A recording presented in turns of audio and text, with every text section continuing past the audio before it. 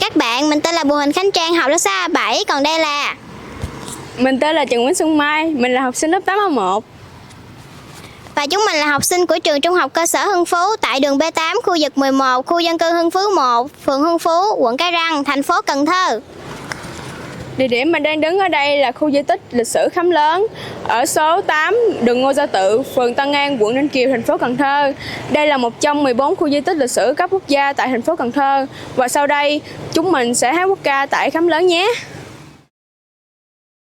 Chào cô, chào.